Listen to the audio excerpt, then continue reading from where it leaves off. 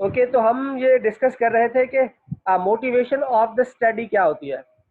तो motivation of the study का से मुराद ये है कि आपने जो टॉपिक लिया है वो क्यों लिया है, उसकी क्या रीज़न है। अब आप क्यों जो है इसी टॉपिक को लेने में मोटिवेटेड हुए हैं। इसके लिए ये लिखना ज़रूरी नहीं है कि आपका क्योंकि ये एरिया था इसी वजह से आपने ये लिया है, ये लिखना मुनासिब नहीं है। आपको जो है अ, ये लिखना जो है चाहिए कि आपने स्टडी को इसलिए लिया है कि मैं ये समझता हूँ कि ये प्रॉब्लम जो है वो पाकिस्तान में बहुत सीवियर है, या इस इंडस्ट्री में बहुत सीवियर मसला है और मैं इस प्रॉब्लम को सॉल्व करना चाहता हूँ। इसलिए ये टॉपिक मेरे लिए बहुत ही ज़्यादा इंपॉर्टेंट और सिग्निफिकेंट है, इसलिए मैंने इस टॉपिक को चूज़ लिया। That is the motivation of the study. और इससे इस इंडस्ट्री को क्या क्या जो है बेनिफिट्स मिलेंगे, वो आपने मोटिवेशन ऑफ द स्टडी के अंदर लिखना है। Then we have a literature review. तो आपके जो भी डिपेंडेंट और इंडिपेंडेंट वेरिएबल होंगे, ऑन डिपेंडेंट और इंडिपेंडेंट वेरिएबल के ऊपर आप लिटरेचर रिव्यू लिखेंगे। लिटरेचर रिव्यू आपका 2 पेजेस तक का होना चाहिए कम से कम, जो कि आपके तमाम वेरिएबल को जो है वो उसकी डेफिनेशन और उनके बारे में लिखा हुआ होना चाहिए। 2 पेजेस का आपका लिटरेचर, तो 2 पेजेस का आपका लिटरेचर होना चाहिए जिसके अंदर आप दूसरों के रिसर्च पेपर से आप क्या करेंगे, उनके फाइंडिंग से उठाकर आप इसके अंदर लिखेंगे, उसको लिटरेचर कहते हैं। लिटरेचर में साइटेशन ले देना बहुत ज़रूरी है। बगैर साइटेशन के, यानी जिस रिसर्च पेपर से उठाया है उसको साइट करना, यानी उसकी रेफरेंसिंग करना लिटरेचर में बहुत ही ज़्यादा ज़रूरी है। क्योंकि लिटरेचर में बगैर किसी साइटेशन के एक लफ्ज़ भी आप नहीं लिख सकते। तो साइटेशन में जो भी चीज़ें लिखेंगे उसके लिए उसका रेफरेंस डालना ज़रूरी होगा, उसको साइट करना ज़रूरी होगा। तो जो आप साइट करेंगे वो रेफरेंस में डालेंगे, आपका रेफरेंस और साइटेशन आपस में मैच होनी चाहिए। तो साइटेशन और रेफरेंस आपस में मैच होने चाहिए। इसका मतलब यह है कि आप रिसर्च पेपर निकालेंगे, उनको पढ़ेंगे और जो रिलेवेंट होंगे आपके टॉपिक से रिलेटेड या आपके वेरिएबल से रिलेटेड, उसको वहाँ से आप अपने अल्फाज में यहाँ पर लिख देंगे। या अगर वहाँ से कॉपी पेस्ट करेंगे तो फिर रीफ्रेज आप कर दीजिएगा उसको पूरे को। रीफ्रेज भी कर सकते हैं, वैसे रीफ्रेज करना ज़रा मुनासिब नहीं है, बेहतर नहीं समझा जाता, लेकिन आपका इनिशियल लेवल है क्योंकि, तो आप रीफ्रेज भी कर सकते हैं। वहाँ से कॉपी कर लें, उसके बाद उसे रीफ्रेश कर लें, या उसको वहाँ से पढ़ें, उसको समझें और फिर अपने अल्फाज में लिख लें। और अपने अल्फाज में लिखने के बाद जो राइटर है ब्रैकेट डालें, ब्रैकेट डालने के बाद राइटर का लास्ट नेम लिखें। अगर 2 राइटर हैं, 3 हैं, तो तीनों को लास्ट नेम लिखें और आखिरी राइटर को एंड के साथ मिलाएं, यानी जमील अब्बास एंड खुलम कॉमा 2019 और ब्रैकेट क्लोज कर दें। जिस अगर 3 है तो ऐसे लिखेंगे, 2 है तो भी एंड के साथ मिलाएंगे, और अगर 1 है तो उसका लास्ट नेम। लेकिन इन तक साइटेशन के अंदर लास्ट नेम ही खाली लिखा जाता है। जब रेफरेंस लिखेंगे तो उसके अंदर डिटेल में लिखा जाता है। वैसे हम एपी स्टाइल को हम पढ़ेंगे रेफरेंसिंग कैसे होती है, लेकिन अभी फिलहाल आपके लिए इतना काफ़ी है जब आप प्रपोजल बना रहे होंगे कि आपको इतनी साइटेशन जो है वो आनी चाहिए। अच्छा जी, अब्दुल रज़ाक पूछ रहे हैं जी, रिसर्च पेपर ही ज़रूरी है या वेब आई भी रेफरेंस ले सकते हैं? जी, रिसर्च पेपर ही अब्दुल रज़ाक लेना है।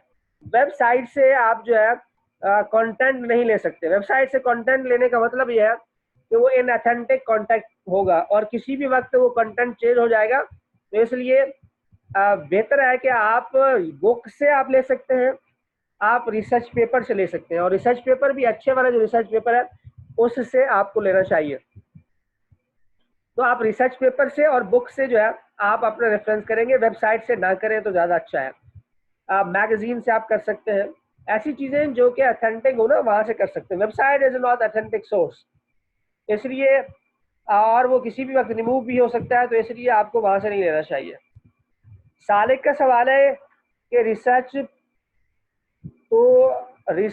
पेपर सर्च कर लें। जी बिल्कुल, रिसर्च पेपर आप गूगल क्लासरूम पे जाएंगे और वहाँ से सर्च करेंगे। जैसा कि अभी आप लोगों ने पहले असाइनमेंट और दूसरे असाइनमेंट के लिए सर्च किए हैं, तो इसी तरह जो जो टॉपिक आप जिस जिस वेरिएबल के ऊपर लिखेंगे उस वेरिएबल से रिलेटेड आप पेपर सेलेक्ट करेंगे, उसको पढ़ेंगे और फिर लिखेंगे अपने पास अपना लिटरेचर जो है उसे लिखेंगे। तो 2 पेजेस का लिटरेचर आपका होना चाहिए आपके अपने अल्फाज के अंदर। ठीक है जी। उसके बाद हम आएंगे फ्रेमवर्क। फ्रेमवर्क का मतलब है रिसर्च फ्रेमवर्क, जो कि हमने थोड़ी देर पहले ये किया था। मैं इस मतलब ये वाला जो इसको फ्रेमवर्क कहते हैं, ये रिसर्च फ्रेमवर्क है। इस तरह आपको अपने डिपेंडेंट वेरिएबल भी पता होना चाहिए और इंडिपेंडेंट वेरिएबल भी पता होने चाहिए, और उनके एरोज भी इसी तरह होने चाहिए कि ये डिपेंडेंट वेरिएबल है और ये इंडिपेंडेंट वेरिएबल है, और इसके एरोज इस तरह जा रहे हैं। ये ऊपर वाला अगर नाम भी हो, ये वाला इसकी ज़्यादा ज़रूरत नहीं है, इसको अगर छोड़ देंगे तो कोई फर्क नहीं पड़ेगा। लेकिन ये जो 3 एरोज यहाँ पे आ रहे हैं, ये एरोज आपके पास होने चाहिए, ये कंफर्म ये आपके होने चाहिए इस तरह। तो आपको कम से कम आपके 3 इंडिपेंडेंट वेरिएबल होने चाहिए, इससे ज़्यादा भी हो सकते हैं, लेकिन कम से कम 3 इंडिपेंडेंट वेरिएबल होने चाहिए आपके पास, इससे कम इंडिपेंडेंट वेरिएबल ना हो। अच्छा जी, सालिक कह रहे हैं कि तो इस रिसर्च इंजन से यूनिक रिसर्च पेपर निकल आते हैं। जी बिल्कुल, आप टॉपिक जो भी लिखेंगे उस टॉपिक से रिलेटेड आपको पेपर मिल जाएंगे, लेकिन थोड़ी मेहनत करनी पड़ेगी आपको। 1 2 3 दफ़ा 4 दफ़ा जो है वो आप करेंगे तो आपको मिल ही जाएंगे पेपर। इस तरह से चार्ट बनाएंगे, नहीं चार्ट बनाने की जरूरत, हाँ जी, फ्रेमवर्क में आपको चार्ट बनाना पड़ेगा जुनेद। रिसर्च फ्रेमवर्क के अंदर आपको इसी तरह का डायग्राम बनाना पड़ेगा, जैसा कि आपको ये नजर आ रहा है। इंडिपेंडेंट और डिपेंडेंट वेरिएबल का डायग्राम आपको बनाना पड़ेगा जुनेद। ठीक है जी। तो आगे बढ़ते हैं हम। ये फ्रेमवर्क हो गया, इस तरह आप चार्ट बनाएंगे उसके अंदर। नेक्स्ट हमारे पास जो है वो है हाइपोथेसिस। हाइपोथेसिस डेवलपमेंट हम कैसे करेंगे? तो ये सारी चीजें, रिसर्च क्वेश्चन, रिसर्च ऑब्जेक्टिव और हाइपोथेसिस जो है ये ओवरलैप होते हैं एक दूसरे का।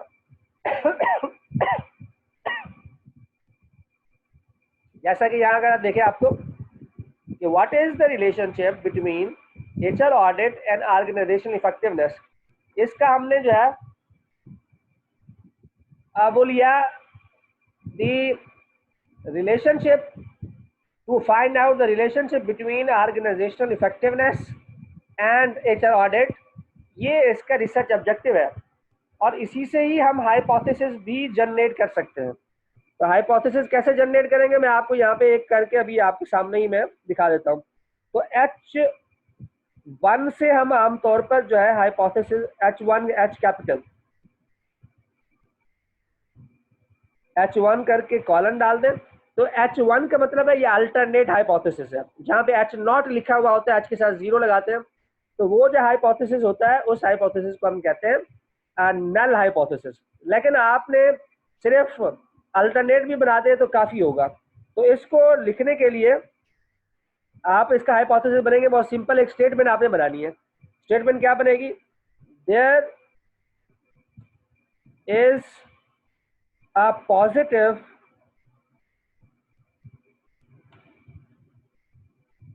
relationship,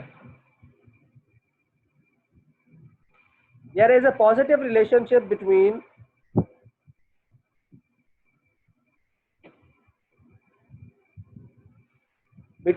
ये दोनों जो है HR audit and organizational effectiveness.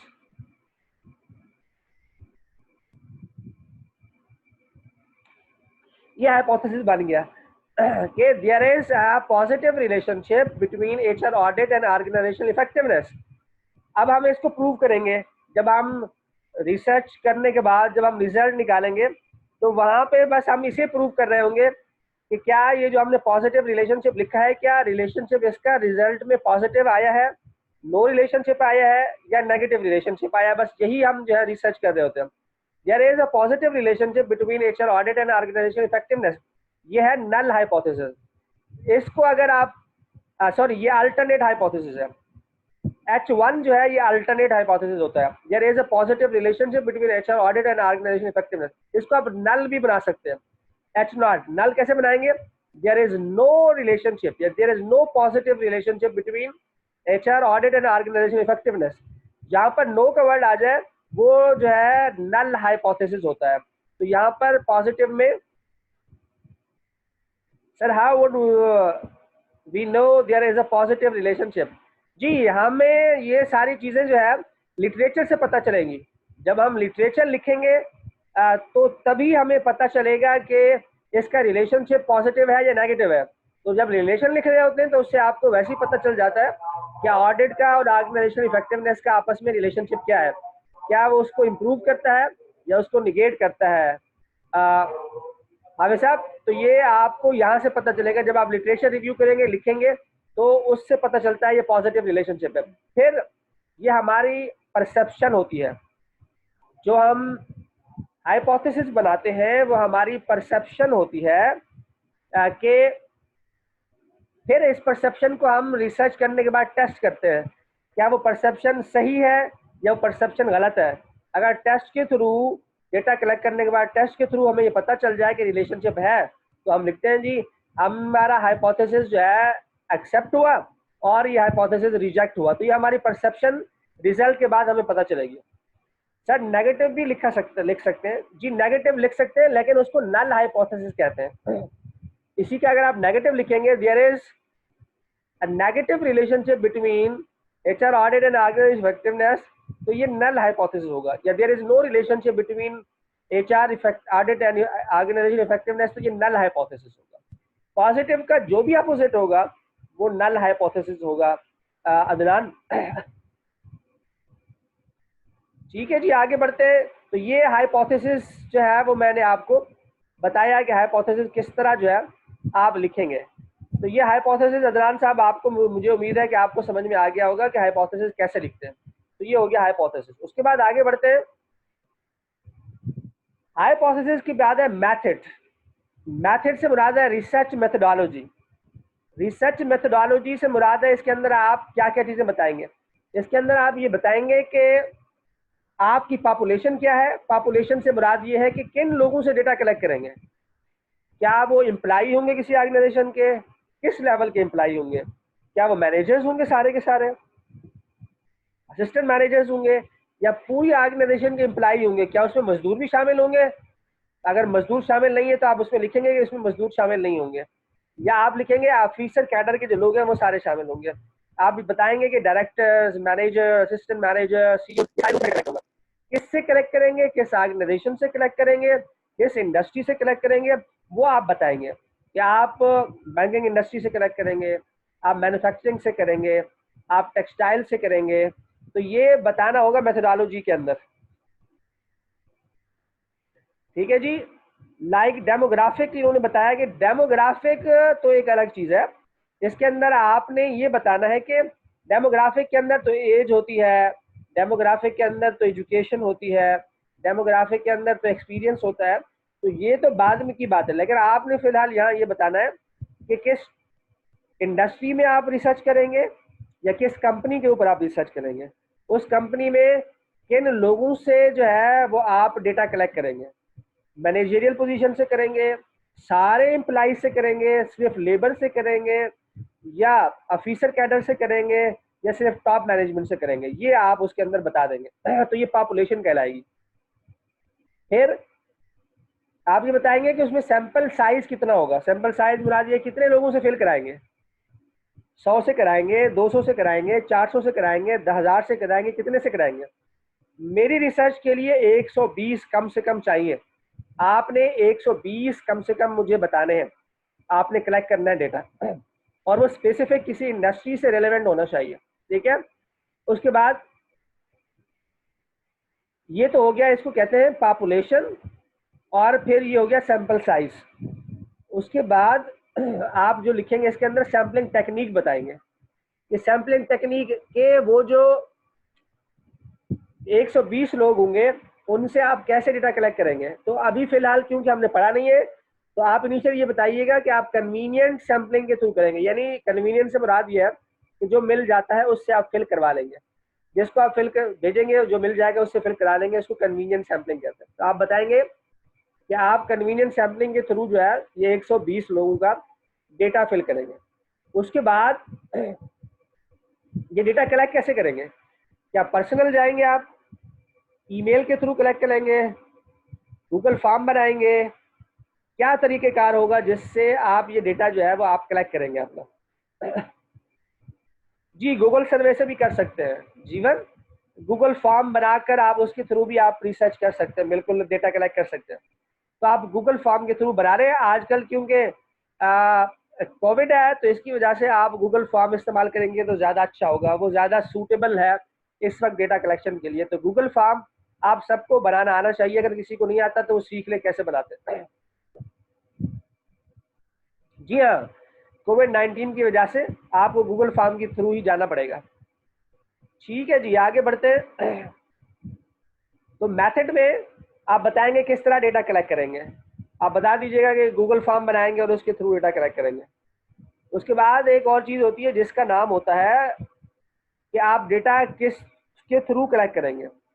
जैसा कि अगर आप प्राइमरी डेटा पे काम कर रहे हैं, लेकिन यानी लोगों से क्वेश्चनर फिल कराएंगे, तो फिर आप बताएंगे कि आप क्वेश्चनर बनाएंगे, वो क्वेश्चनर अडॉप्ट किया जाएगा, कहाँ से अडॉप्ट करेंगे आप, उसके बारे में तफसील बताइएगा कि क्वेश्चनर आप अडॉप्ट करेंगे दूसरे के रिसर्च पेपर से।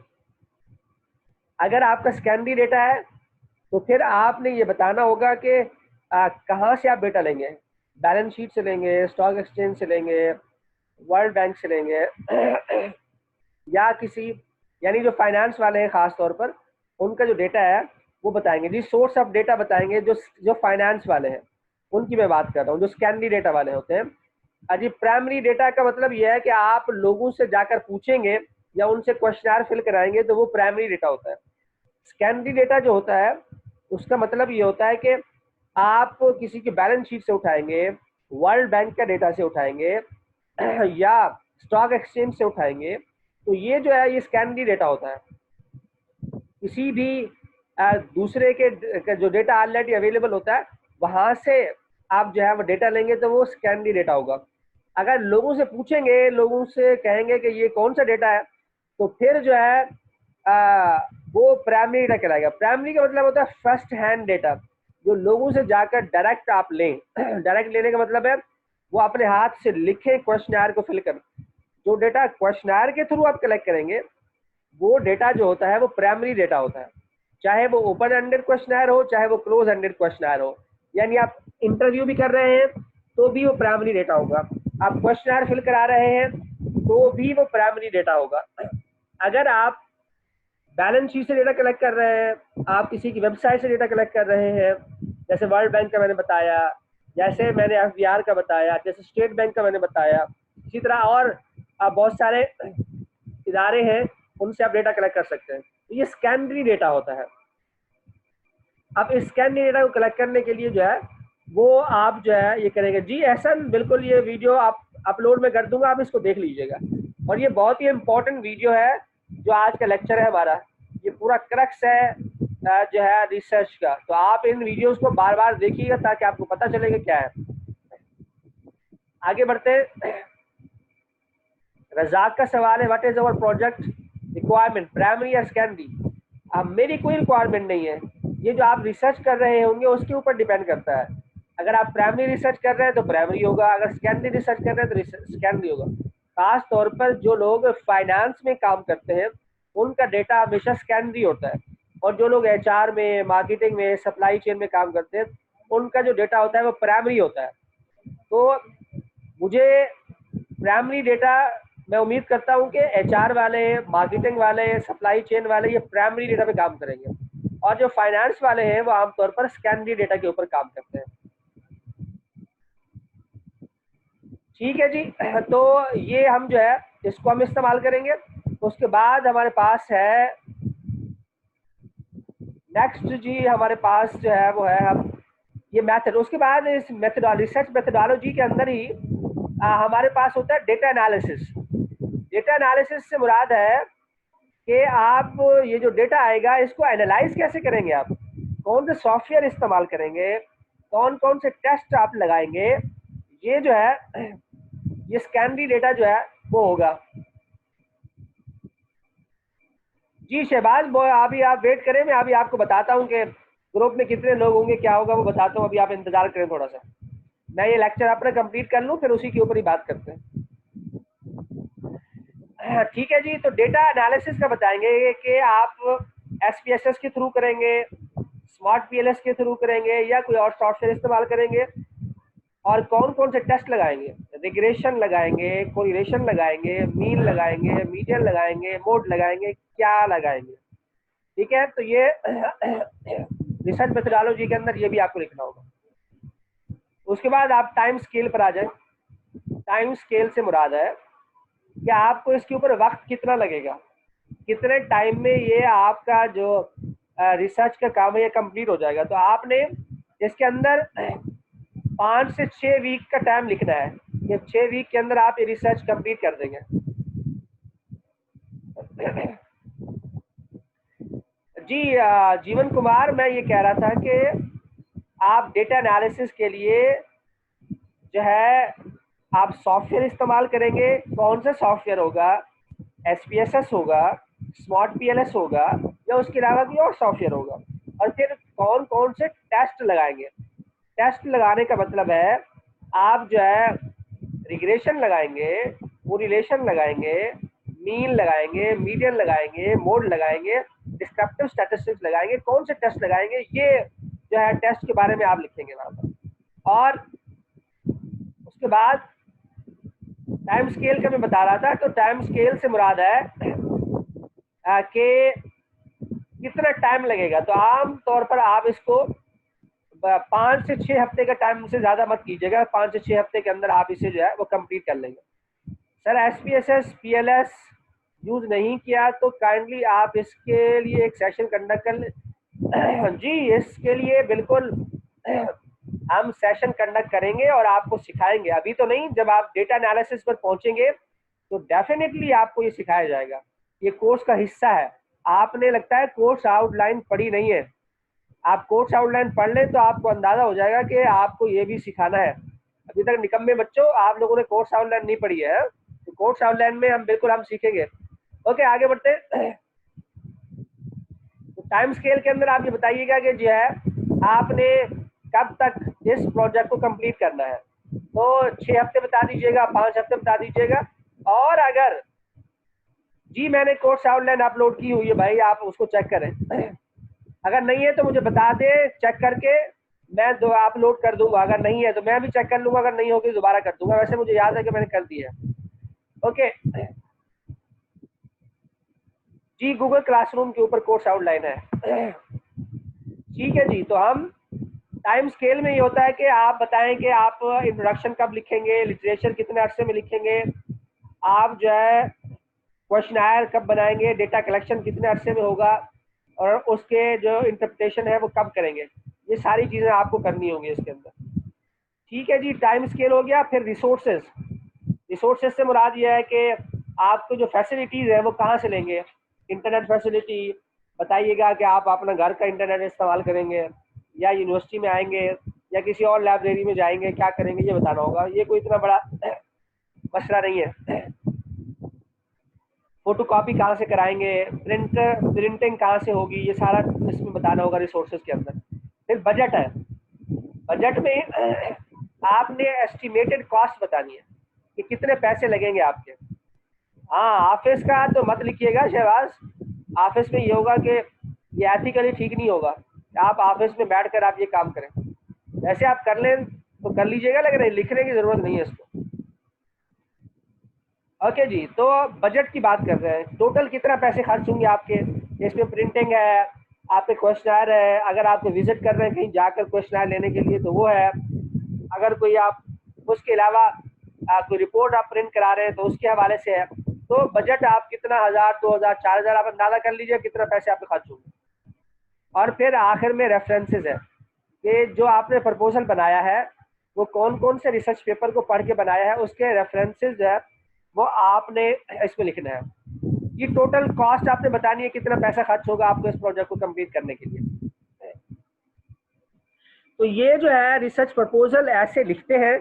इसका एक सैंपल मैंने अटैच भी कर दिया है आपके गूगल क्लासरूम के ऊपर। वो आपकी हेल्प के लिए है लेकिन उसको एज इट इज फॉलो नहीं करना। आपने अपने जो वेरिएबल है उसके लिहाज से उसे फॉलो करना है, और उसको फॉलो करते हुए आपने अपने रिसर्च क्वेश्चन, रिसर्च ऑब्जेक्टिव, ये सारी चीजें आपने उसको फॉलो करते हुए बनाने। मैंने सैंपल वहां पर अटैच कर दिया है, उसको देखकर अपना रिसर्च प्रपोजल जो है आप डिजाइन कर सकते हैं। लेकिन उसके अंदर ये सारे चीजें होनी चाहिए जो यहाँ लिखी हुई है, उस प्रपोजल का पार्ट होने चाहिए। उसके अंदर अगर प्रपोजल में ये सारी चीजें नहीं है तो भी आपने उसमें ये सारी चीजें डालनी है। ऐसे मेरा ख्याल है कि सब है उसमें, एक दो चीज के अलावा मोटिवेशन, रिसर्च गैप ये नहीं होगा, बाकी सब है। तो ये दोनों चीजें भी आपने डालनी है उसके अंदर। ठीक है जी। तो ये हमारा इस तरह जो है टॉपिक आज का एंड होता है, और मुझे उम्मीद है कि आपको ये समझ में आया होगा। अगर अब आपके कोई सवाल है तो आप चैट रूम में लिखिए ताकि मैं जवाब दे सकूं। मैं 2 मिनट वेट कर रहा हूं, अगर कोई सवाल पूछना चाहता है तो चैट रूम में लिख दे। जो भी सवाल, किसी किस्म का भी सवाल हो रिसर्च से रिलेटेड, तो वो यहाँ बता दे, चैट रूम में लिख दे, फिर मैं आपको उसका जवाब जो है वो देना शुरू करता हूँ। जी, तो हमारे पास मैं देखता हूँ जी अभी 2 शायद किसी ने यहाँ पर कमेंट किया है। रिसर्च गैप रिपीट कर दें। जवाद कह रहे हैं रिसर्च गैप से मुराद ये है, जवाद के आपके कौन से जो है, रिसर्च गैप से मुराद ये है कि आप नया क्या कर रहे हैं रिसर्च में, क्या ऐसी चीजें जो पहले किसी ने नहीं किया और आप कर रहे हैं, ये रिसर्च गैप होता है। रिसर्च गैप से मुराद है what is new in your research, इसको रिसर्च गैप कहते हैं। सर आप ये स्लाइड अपलोड करेंगे? नहीं, मैं ये स्लाइड अपलोड नहीं करूंगा, आपको मेरी वीडियो देखनी होगी, उन वीडियो से देखकर ही आप ये करेंगे, वरना आप लोग वीडियो नहीं देखते। स्लाइड अपलोड नहीं होंगी, सिर्फ वीडियो अपलोड होगी। आप वीडियो को देखिएगा, उसमें ये सारी स्लाइड अवेलेबल है। ओके जी। सर लास्ट में रेफरेंसेस, रेफरेंसेस का मतलब है कि जिन जिन रिसर्च पेपर से आपने जो काम किया है उन रिसर्च पेपर के रेफरेंसेस आप आखिर में लिख देंगे। तो उसको जो है, जो रिसर्च पेपर के रेफरेंसेस होते हैं उसको आप कंप्लीट रेफरेंसेस के तौर पे वहां आखिर में आप लिखेंगे, सबसे आखिर में। कितने लोग होंगे ग्रुप के अंदर? हाँ, ये समीर शौकत साहब का ये सवाल जो है, एक ग्रुप में मैक्सिमम 3 लोग हो सकते हैं। 3 से ज्यादा मैं बिल्कुल अलाउ नहीं करूंगा। आप 2 भी कर सकते हैं, इंडिविजुअली एक बंदा भी कर सकता है, लेकिन 3 से ज्यादा नहीं कर सकते। या 1 कर ले, या 2 कर ले, या 3 कर ले। 3 से ज्यादा का ग्रुप नहीं होना चाहिए। 5 5 कोई नहीं हो रहा है, 3 बस। 3 का ग्रुप रखें, 3। कोई बात नहीं, 50 है तो क्या हो गया, कोई फर्क नहीं पड़ता उससे। 3 का ग्रुप बनाएं आप और 3 के ग्रुप के अंदर जो है आप काम करें।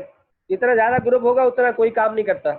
आप बस 3 का ग्रुप बनाएं, अपना काम डिस्ट्रीब्यूट करें और काम करना शुरू कर दें। किसी को बोले लिटरेचर लिखे, किसी को बोले इंट्रोडक्शन लिख करे, किसी को बोले डेटा कलेक्ट करे, तो टाइम ज़ाया नहीं करें और अपना काम शुरू कर दें फौरी तौर पर। टॉपिक डिसाइड करें और अपना काम जो है उसको स्टार्ट कर दें। ठीक है जी, और कोई सवाल? तो topic according to the major course, जी बिल्कुल, ऐसे लोगों का ग्रुप होना चाहिए जो किसी एक मेजर से ही होने चाहिए। जी, सबमिशन की डेडलाइन जो है वो अगस्त के मिड है, अगस्त के सेकंड वीक में आपने जमा कराना है। मैं आपको वो लिख भी दूंगा गूगल क्लासरूम के ऊपर।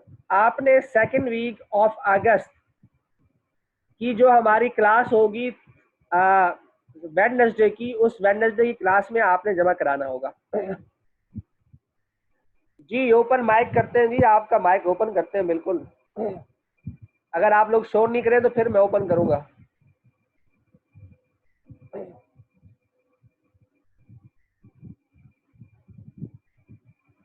जी माइक ओपन हो गया है आपका, अब आप बताएं क्या बोलना चाहते हैं। सर मैं ये कह रहा था कि जो सेकेंडरी डेटा जो लोग कलेक्ट करेंगे, जैसे हमारा फाइनेंस का मेजर है तो हमारा डेटा होगा सेकेंडरी। जी जी, तो मतलब हम तो क्वेश्चन वगैरह फिल नहीं करवाएंगे। नहीं आप तो लोग ये जो आप कह रहे थे कि नहीं कराएंगे। जो लोग 120 होने चाहिए, जी, जो लोग स्कैन डेटा पे काम करेंगे उनको क्वेश्चन फिल कराने की जरूरत नहीं है। तो सर फिर जो 120 की रिक्वायरमेंट है वो उनके लिए जो प्राइमरी डेटा पे काम करेंगे उनको 120 क्वेश्चन फिल करना होगा, ऐसा ही आप सर? लोग भी 120 में करेंगे, आप लोगों के भी जो टोटल नंबर होंगे वो 120 ही होंगे। आप जब वो करेंगे तो उसमें 120 हो जाएंगे। आपकी जो एंट्रीज है ना वो 120 होनी चाहिए। इससे क्या मतलब इसके मैम? 120 एंट्रीज होनी चाहिए, मतलब अगर आप 10 कंपनी ले रहे हैं और 12 साल का डेटा ले रहे हैं तो ये 120 एंट्रीज हो जाएगी। ठीक है सर। ठीक है जी। सर एक चीज सर ये सर कि जिस तरह अगर हम ग्रुप बनाते हैं तो जो जिनके साथ ग्रुप बना रहे हैं अगर वो सप्लाई चेन के या एचआर के हो तो ये पॉसिबल है कि वो साथ मिलके काम कर सकते हैं या नहीं, सेम सप्लाई चेन का अलग काम करेंगे और एचआर के अलग काम करेंगे। ओके ओके, यानी कि जो ग्रुप में आए वो सारे एक फील्ड का एक ही स्पेशलाइजेशन। स्पेशलाइजेशन के होने चाहिए, सेम स्पेशलाइजेशन हो। ठीक है, और अगर सर इस ग्रुप के अंदर जिस तरह मैं नहीं जानता यहाँ पे मार्केटिंग के कौन है, जो मेरे जो दोस्त हैं जान पहचान वाले वो एचआर और सप्लाई चेन के हैं, तो अगर आप इस चीज को थोड़ा सा और क्लियरिफाई कर दें तो बड़ा अच्छा हो जाएगा। ये इसमें कुछ पूछ नहीं नहीं रहा सकते। है, आप ना व्हाट्सएप ग्रुप के ऊपर, वहाँ पे आपने जी आपके जी, मैसेज वहाँ पे आप बना सकते हैं, इसमें क्या मसला है। सब अपने सर वहाँ पे अपना मेंशन कर देना सारे की तो स्पेशलाइजेशन आप कौन सी खुद है तो मेंशन करें ना, मैं क्यों मेंशन करूंगा। और सब सुन रहे हैं ना मेरी बात, ये भाई बात क्या सुन आप रहे हैं। बोल जी जी बोले, मैं कर देता हूँ सर। बोले भाई क्या बोल रहे हैं। सर व्हाट्सएप ग्रुप तो नहीं है ना अभी है, बिल्कुल है, क्यों नहीं है व्हाट्सएप ग्रुप। सर इसकी लिंक नहीं है मेरे पास। आपके पास नहीं है तो ये जो है गूगल क्लासरूम के ऊपर लिंक शेयर किया हुआ है, वहाँ से जाकर आप देख लो, या अपना नंबर जो है गूगल सर क्लासरूम अटेंडेंस पर लिखो और बोलो कि ये नंबर ऐड कर दें उसमें, तो वो ऐड कर देंगे। लगा दें। जी अटेंडेंस, ये बहुत अच्छा सवाल था, सबसे अच्छा सवाल यही है कि अटेंडेंस जो है वो ले लें, क्योंकि अभी टाइम भी सर मेरा एक सवाल है सर। फिलहाल अभी रुक जाओ, सवाल बाद में करना, 4 मिनट रह गए हैं अटेंडेंस लेने में, तो पहले जरा मैं मेरा ले लो।